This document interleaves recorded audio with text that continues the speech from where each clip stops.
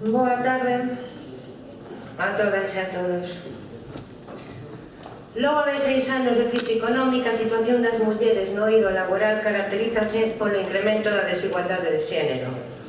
A taxa de actividade das mulleres é un 13% menor que a dos homes.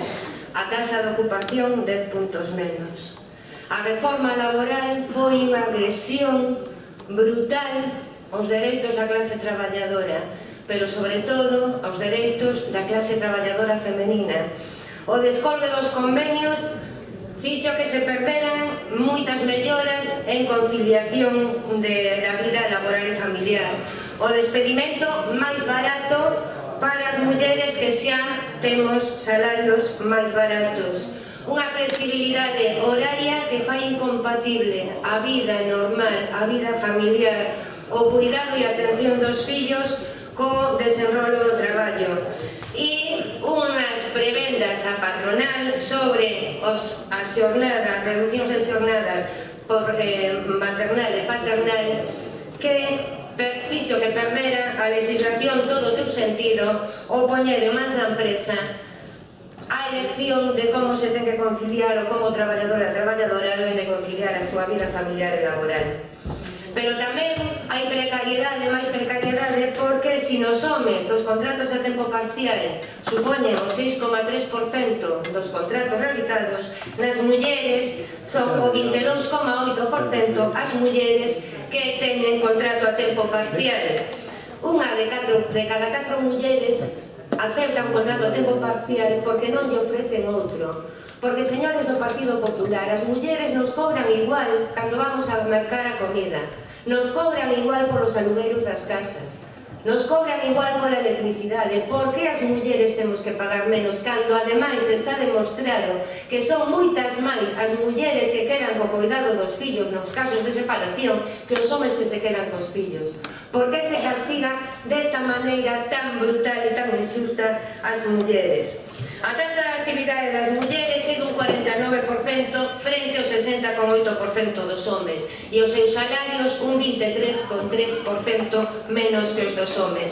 En concreto, en Galiza, unha muller cobraba no ano 2012 4.600 euros menos que un home por realizar o mesmo traballo. Pero, evidentemente, a menor salario, menores prestacións de pensións e de desemprego. As mulleres cobramos tamén as pensións máis baixas que os homes e en Galiza as pensións máis baixas do Estado. Pero, sin embargo, somos as que temos unha esperanza de vida máis longa, é dicir, as mulleres se nos condena a vivir na miseria cando somos novas e cando xa non somos novas, vivindo sempre na miseria. A isto contribúe con enerxía e con ganas a Xunta de Galiza, destruindo masivamente emprego femenino. A taxa de reposición na administración do 10% afecta fundamentalmente a mulleres, posto que onde se destrúe emprego son en áreas moi feminizadas como ensino, sanidade ou servicios sociais. As mulleres, ademais, tamén temos impedimentos graves por culpa dunha sociedade machista e dos gobernos tan machistas ou máis que a sociedade, cando non temos prácticamente representación nas direccións e xerencias de empresas, nos consellos de administracións, no Tribunal Constitucional, por exemplo, as mulleres son o 17%, mentras que representan o 57% dos membros do sistema judicial. Non falemos xa das reales academias. Pero contra as mulleres se instaura unha violencia do Estado, unha violencia institucional. O goberno se dedica a manter a discriminación das mulleres no acceso ao traballo e nos salarios e no acceso a unha vida digna.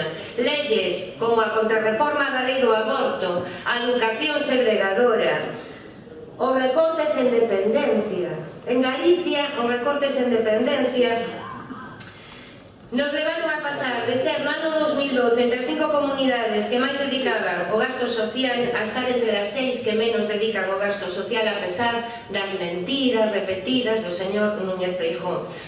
As mulleres, un 95% somos as cuidadoras, un 95% das cuidadoras son mulleres, polo tanto, recortes en servicios sociais afectan fundamentalmente as mulleres e a súa posibilidade de acceder ao mundo do traballo, a ese precario mundo do traballo femenino.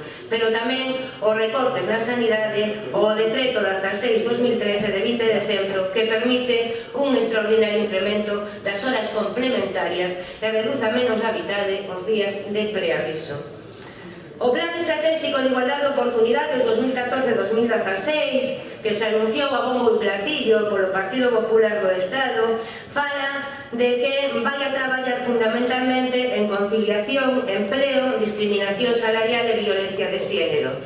En emprego, discriminación salarial e conciliación vai o 70% dun orzamento de 3.127 millóns anunciado. Increíble, pero pasará como todo, que depois non aparecen os millóns por ningún sitio. Pero chama atención as medidas tan a bombo e platillo que van a solucionar a vida das mulleres. Políticas de emprego contra a discriminación salarial, 650 millóns. Para a incorporación de mulleres ao traballo tras o cuidado de fillos dependentes e maiores, é dicir, a propia lei instaura que a muller é a cuidadora. E ella dice, vai a cuidar, e despois veremos como te volvemos a meter no mundo laboral. Claro que despois esos anos non lle van a cotizar para a súa pensión xa mísera. Para a empregabilidade das mulleres vulnerables e para o emprendemento femenino. Están moi preocupados no Partido Popular polo emprendemento femenino, pois o 70% dos nomes emprendedores son mulleres. Creo que non é para preocuparse. O problema é o de sempre, moito emprender, pero despois non hai apoio para que os negocios podan seguir. E en canto a discriminación salarial, o único que ven é información e inspección. Información e inspección, pero que ainda non están informados de que as mulleres cobramos un 23,3 menos que os homes. Nos están tomando outra vez o pelo. Para a conciliación, unha ampliación da reducción de xornada para pais e nais con fillos enfermos graves. Evidentemente, coste cero, porque vai a conta do salario dos pais e das nais, non sei onde van a meter o diñeiro. Emprego público, flexibilidade horaria. E que pasa coas empresas privadas? Fan unha reforma laboral que permite que a empresa privada flexibilice o horario das traballadoras e dos traballadores en función dos seus intereses. E agora nos veñen a vender aquí unha flexibilidade horaria en función dos intereses do traballador só para a administración pública e a empresa privada. Que pasa coas mulleres que traballan na empresa privada? Regular os horarios dos medios de comunicación, tampouco miro que teña ningún custe. Plan de apoio a maternidade, eso sí, nos queren poñer a parir a todas. E que o Partido Popular, se non nos poñemos todas as mulleres a parir como coellas, non está feliz. Pero para poder parir hai que ter diñeiro para manter os fillos. Non se poden traer fillos a este mundo para matarlos de fame.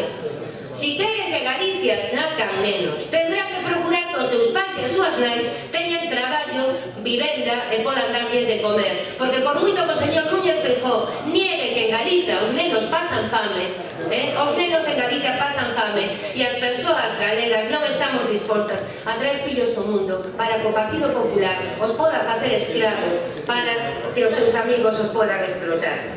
Por lo tanto, na nosa iniciativa, o que pedimos ao Parlamento galego insta a Xunta a desenvolver actuacións oportunas para combater de maneira efectiva a desigualdade en materia laboral. A desigualdade en materia laboral das mulleres é unha violencia exercida polo goberno contra as mulleres. Polo tanto, o que pedimos é que se acabe a violencia institucional contra as mulleres igualando salarios e dereitos dunha forma real. Que se tomen as medidas para que os servicios públicos podan atender as necesidades das persoas con dependenza. Servicios públicos para atender os nenos e as nenas. Orzamentos suficientes para a conciliación da vida laboral e familiar. Modificar as condicións do decreto 3/2012 sobre a conciliación e instar o Goberno a reclamar a derogación da contrarreforma laboral que se condena a clase traballadora a miseria, as mulleres nos condena a fame e a non ter esos fillos que tanto lle interesa ao Partido Popular. Déixese de propaganda e publicidade, déixese de enchufes. As únicas mulleres que traballan en Galicia dentro de pouco van a ser todas as enchufadas do Partido Popular porque non hai máis. Bueno, non, señora, é mensa, querer que se marcha, vedes, seguimos, corrupción é o único que saben facer, corrupción, son o goberno da corrupción e son